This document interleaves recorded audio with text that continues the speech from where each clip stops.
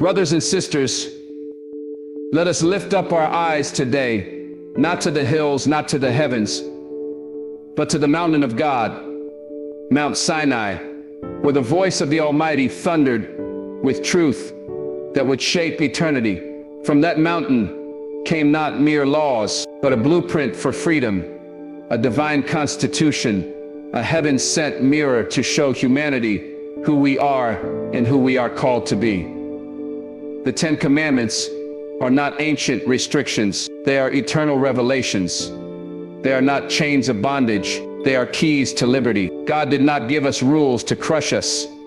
He gave us a path to elevate us. I am the Lord thy God, who brought you out of the land of Egypt, out of the house of bondage. Exodus 20:20. Before he commanded anything, he reminded them, I set you free. Freedom comes first. Obedience flows from gratitude. These commandments are not just stone tablets. They are the heartbeat of heaven's justice, the rhythm of righteousness, the foundation of godly living. Let's break it down. When God said, "Thou shalt have no other gods before me," he wasn't just demanding loyalty, he was protecting identity. You were not made to serve pharaohs, systems, or self. You were made to walk with God. Thou shalt not make any graven image, because no image on earth can match the glory in you. You are the image he formed. Thou shalt not take the name of the Lord in vain, because his name isn't casual. His name carries covenant, power, and purpose, and so does yours.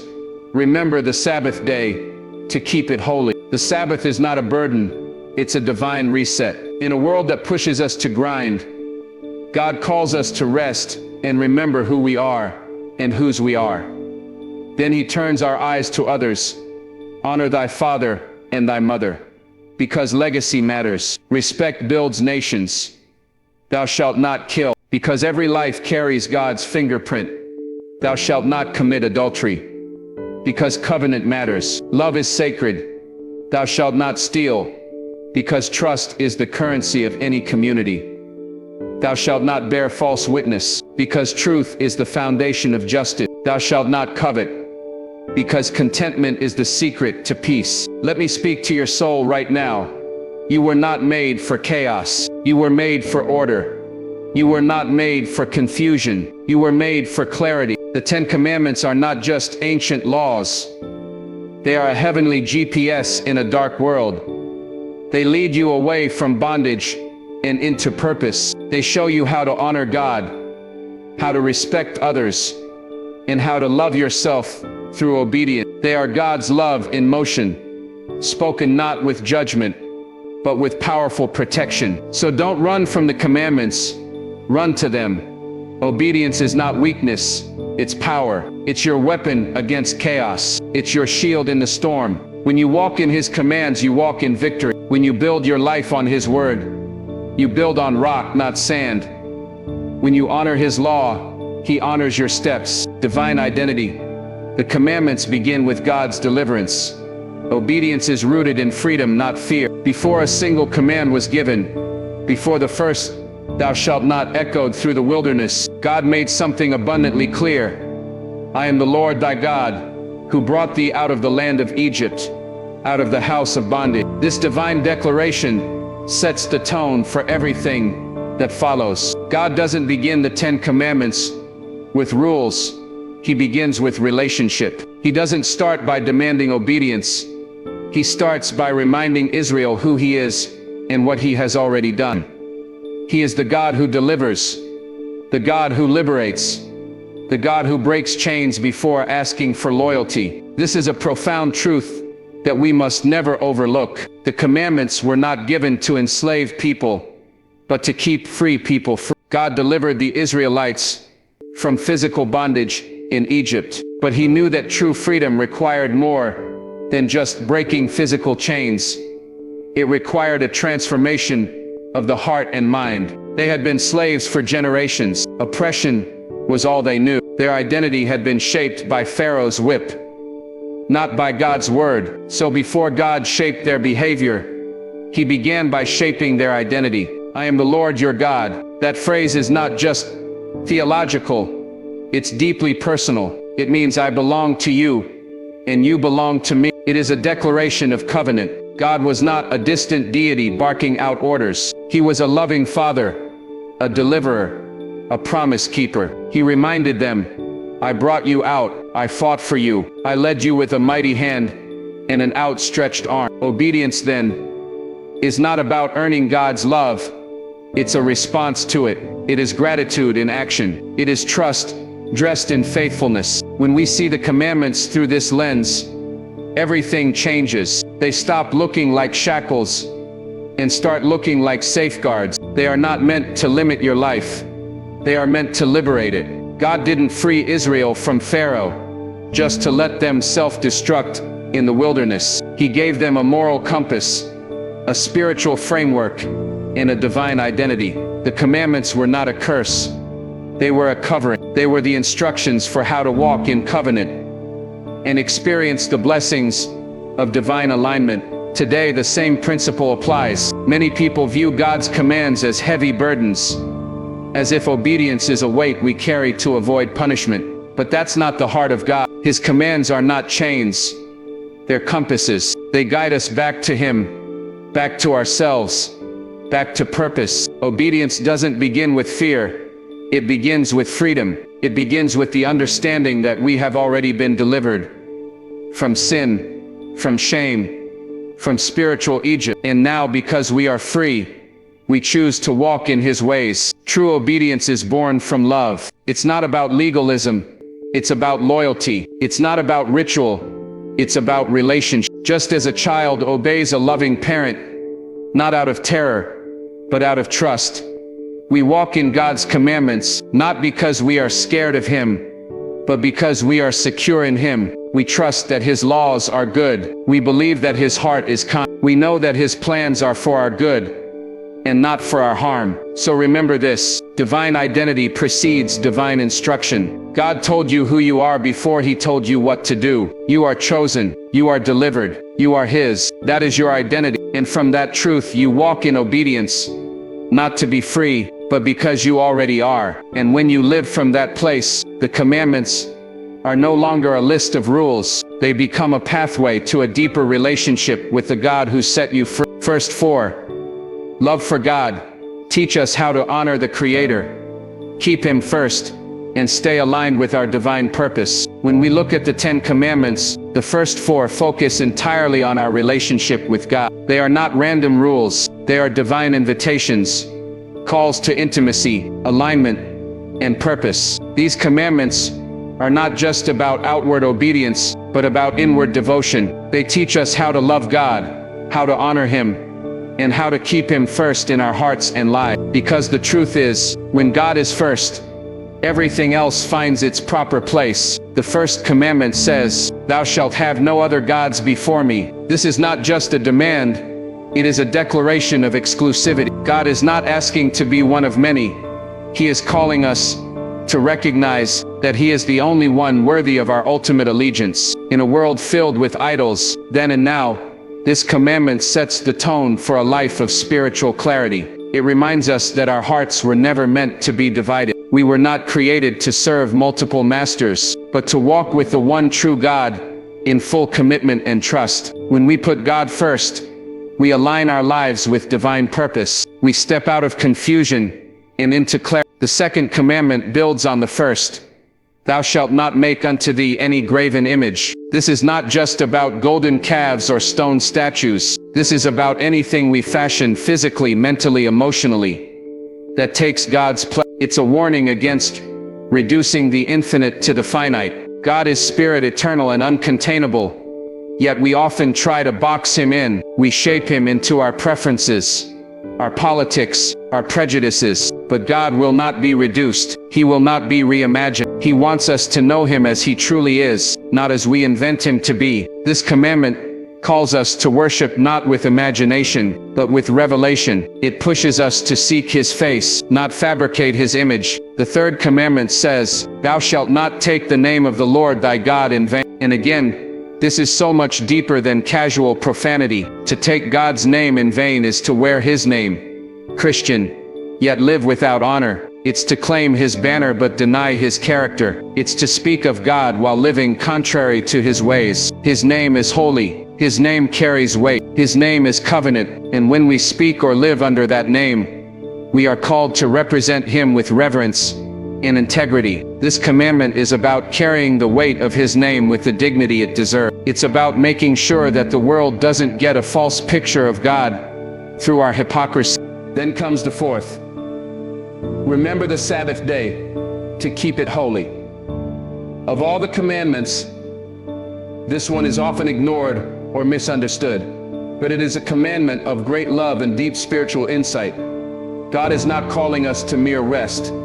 He is calling us to remembrance. The Sabbath is a divine invitation to pause, to reflect, and to reconnect. In a world that glorifies busyness, the Sabbath reminds us that our worth is not in what we do, but in who we are, children of God. It is a weekly rhythm of realignment where we cease from labor and dwell in God's presence. It's a protest against the systems that say we are only as valuable as our productivity. It's a sacred day to remember who God is, our Creator, and who we are in Him. Together, these first four commandments teach us how to love God with our heart, soul, mind, and strength. They are not outdated instructions.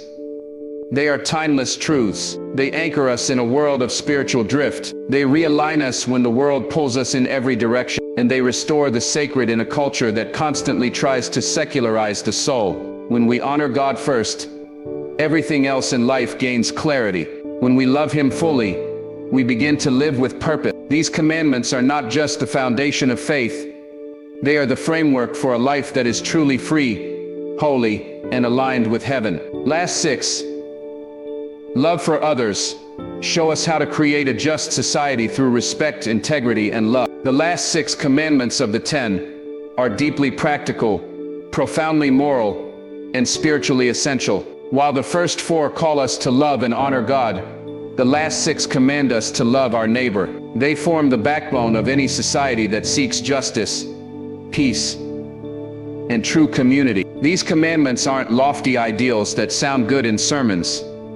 They are daily practices that shape how we live with one another. They teach us that love for God is not complete unless it is reflected in how we treat people. You cannot claim to love a holy God while disregarding the people made in His image. The fifth commandment says, "Honor thy father and thy mother." This is the first commandment with a promise that thy days may be long upon the land. In a world that constantly undermines the importance of family, this command stands as a divine reminder. Honor is the foundation of legacy. Respect for parents isn't just about age or authority.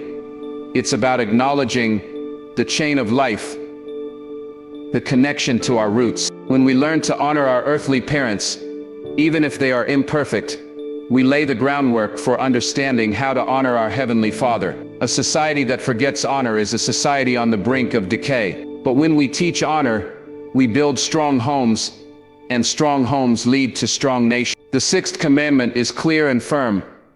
Thou shalt not kill. This commandment protects the sanctity of life. Every life, regardless of race, status, or circumstance, carries the image of God. To take a life unjustly is to assault the image of the Creator Himself. But this command also reaches beyond physical violence. It speaks to the spirit of hatred, jealousy, and bitterness that leads to violence. Jesus expanded this idea when He said that even hatred in the heart is like murder. So this commandment is a call to value life, to be peacemakers, to resist the darkness of vengeance, and walk in the light of love. Next comes, "Thou shalt not commit adultery." At its core, this commandment honors the sacredness of covenant. Marriage is not merely a contract. It is a divine covenant, a symbol of God's unbreakable love for His people. Adultery breaks trust, shatters families, and wounds hearts deeply. This commandment calls us to fidelity, not just in marriage, but in all our relationships. It is a reminder that love is not selfish. Love is loyal. In a culture that glorifies lust and temporary pleasure, this command lifts up the value of commitment, purity, and truth. Then we are told, Thou shalt not steal. This speaks to the value of honesty and fairness. To steal is to violate trust, to disrespect someone's labor, and to take what was never ours. But beyond physical theft, this commandment applies to every area of life. Taking credit for someone else's work, withholding generosity, or manipulating others for gain. It is a call to live with integrity, to treat people with fairness, and to be content with what we have. Thou shalt not bear false witness against thy neighbor is the next commandment, and it highlights the importance of truth in community. Lies destroy reputations, erode trust, and create division. God values truth because truth builds. This command teaches us that our words carry weight, and we are accountable for how we use them. Speaking truth even when it's hard is an act of love. Remaining silent when someone's character is under attack is complicity in falsehood. God calls us to be people who uphold justice through honesty. Finally, we come to thou shalt not covet. Unlike the others, this commandment deals with the heart's hidden intention. It addresses envy, greed, and discontentment. Coveting is not just wanting what someone else has,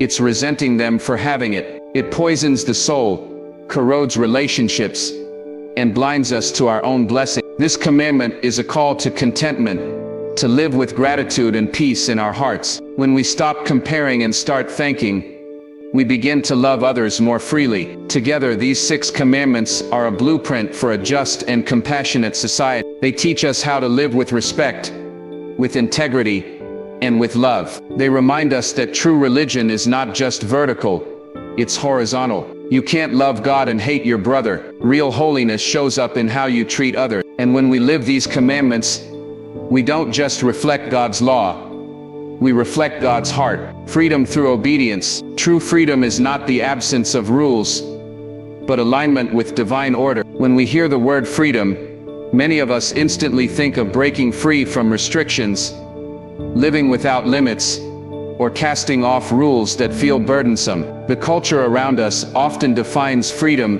as the ability to do whatever we want, whenever we want, with no one to answer to. But this is a false freedom, an illusion that leads to chaos, emptiness, and ultimately bondage. True freedom, the kind God offers, is very different. It is not the absence of rules, but the presence of divine order. True freedom comes through obedience, obedience to God's perfect design for life. It may sound contradictory, but when we submit to God's commands, we align ourselves with the very order that created the universe. We tap into a higher wisdom, a greater purpose, and a peace that no lawless liberty can ever provide. Obedience is not about losing your will, it's about finding your true will, the will for which you were created. It is not about chains, it is about connection.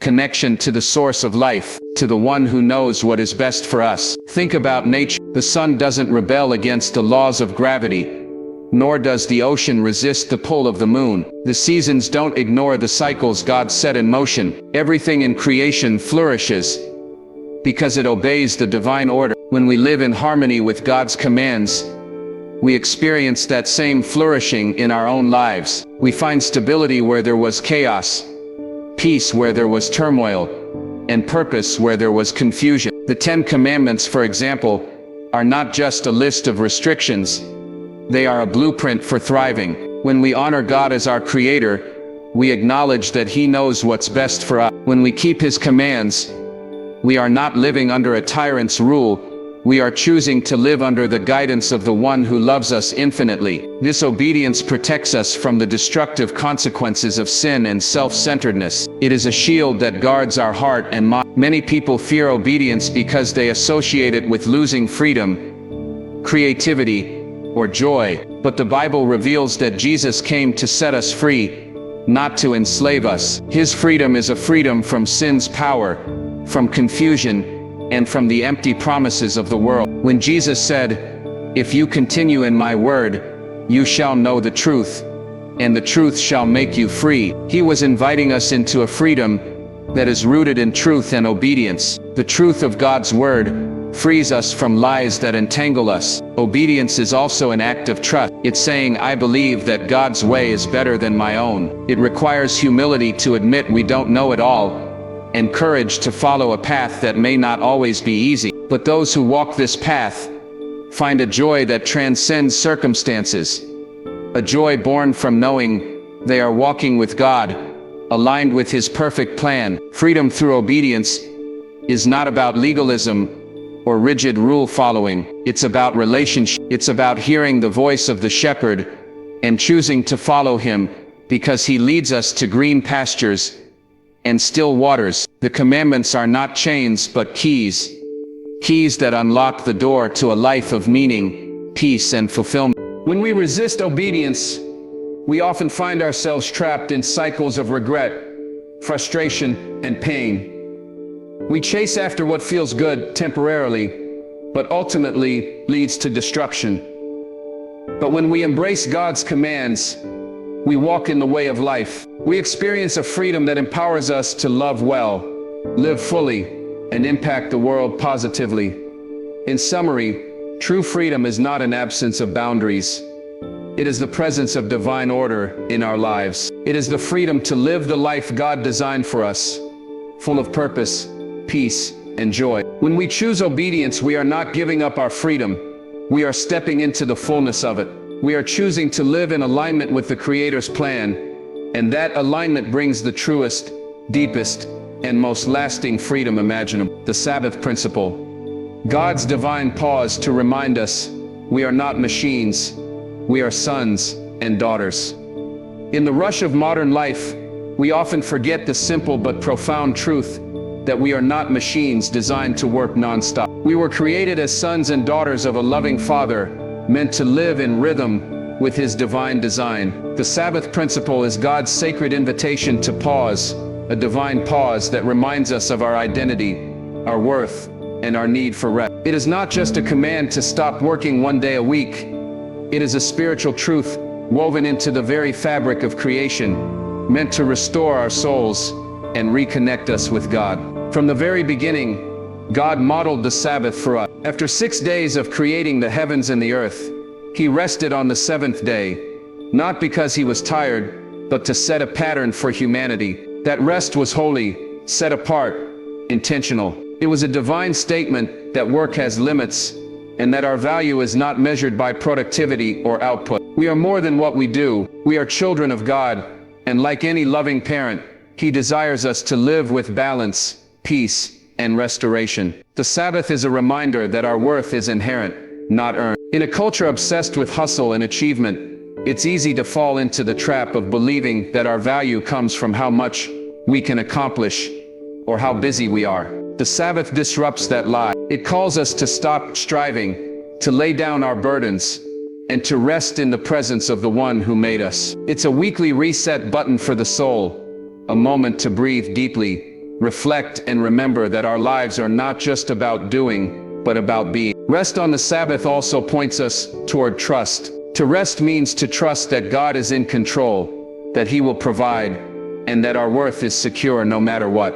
It is an act of faith to stop working, especially in a world that rewards constant activity and fears downtime. But God's command to remember the Sabbath is a call to surrender control and to lean into His provision. It's a beautiful paradox. By pausing, we actually gain strength and perspective. The Sabbath is also a day set apart for relationship. It is time designed to deepen our connection with God and with one another. In the busyness of life, it's easy to neglect these sacred relationships. The Sabbath offers space for worship, prayer, family, and community. It invites us to step out of the noise and distractions and into a holy atmosphere where our spirits can be refreshed and our hearts realigned with God's love. Spiritually, the Sabbath reminds us that we are not defined by labor or achievements, but by our identity as beloved children of God. It calls us back to the heart of our faith, the God who is creator and sustainer, the God who loves us unconditionally and desires intimate fellowship with us. When we honor the Sabbath, we declare that our lives have meaning beyond work, and that our true rest is found in Him. Moreover, the Sabbath principle offers a powerful countercultural message. In a world that glorifies endless work, competition, and accumulation, the Sabbath stands as a radical declaration that life is not just about production, but about balance, and holiness. It challenges us to resist the pressures to constantly perform and to embrace the peace that comes from surrender. Ultimately, the Sabbath is a gift. It is God's divine pause, designed not to limit us, but to liberate us. It is a sacred space where we remember who we are, sons and daughters, created in God's image, valued beyond measure, and invited into a restful, abundant life. By honoring the Sabbath, we honor God, ourselves, and the beautiful rhythm of life He established from the very beginning. God's law, God's love. The law is not legalism, it is love expressed through holy boundaries. When many people hear the word law, they often think of restrictions, rules to obey, or burdensome demands that limit freedom. In the context of God's law, this misconception has caused confusion and even rejection of something that is actually an expression of love. God's law is not legalism. It is not about strict rule following to earn favor or avoid punishment. Instead, God's law is love made tangible, love expressed through holy boundaries designed for our good. These boundaries are meant to protect us, guide us, and lead us into the fullness of life. To understand this, we have to shift our perspective from seeing the law as a list of do's and don'ts to recognizing it as a divine framework created by a loving Father. Like a parent setting boundaries for a child, God's law sets limits that keep us safe from harm and teach us how to live in harmony with ourselves, others, and Him. Without these boundaries, life would be chaotic and destructive. The law creates order, not oppression. It is the handrail that helps us navigate the often complex journey of life without falling into destructive patterns. God's law is rooted in His character, His holiness, justice, mercy, and love. It reflects who He is and what He values. When we keep His commandments, we are not just obeying arbitrary rules. We are aligning ourselves with the heart of God. Each commandment reveals a dimension of love. For example, the command to honor our parents reflects God's desire for respect and stability within family. The command not to steal protects the rights and dignity of others. The command to love our neighbors teaches us how to live in community with compassion and fairness. This is why Jesus said that the entire law is summed up in two great commandments. Love God with all your heart and love your neighbor as yourself. The law, in essence, is a guide to love in action. It helps us avoid behaviors that harm relationships and encourages us to cultivate those that build them up. Far from legalism, the law invites us into a life of freedom, freedom from the consequences of sin, freedom to live in peace with others, and freedom to experience the fullness of God's blessing. Legalism, on the other hand, focuses on the letter of the law without the spirit. It is an attitude that tries to earn God's favor through rigid rule-keeping, often leading to judgment, pride, or despair. But God's law is not about external compliance alone. It is about transformation of the heart. It calls us to a love that goes deeper than actions, a love that is sincere, humble, and willing to serve. The Apostle Paul explained this beautifully when he said that the law is holy, just, and good. It is not the law that condemns us, but our failure to keep it. Yet God does not leave us in condemnation. He provides grace through Jesus Christ, who fulfilled the law perfectly on our behalf. Through Christ, we receive the power to live out God's law from a heart of love rather than obligation. God's law also protects us from the destructive consequences of sin. It is like a fence around a dangerous cliff, warning us of the danger ahead. When we respect the law, we avoid spiritual and moral pitfalls that can damage our lives and relationships. Obedience to God's law is not about fear, but about choosing life, the abundant, joyful, and peaceful life that God intends for us. In the end, God's law is a testament to His love. It is His way of saying, I care for you, I want what is best for you. I want you to live in harmony with me and with others. The law is not a burden but a blessing. It's a holy expression of love that invites us into a deeper relationship with God and with the people around us. When we understand God's law as love expressed through holy boundaries, it changes everything. It frees us from legalism and guilt and fills us with purpose and peace. It draws us closer to God's heart and helps us live out the love He has poured into us. In this way, the law becomes not just a set of rules, but a path to freedom, wholeness, and true joy.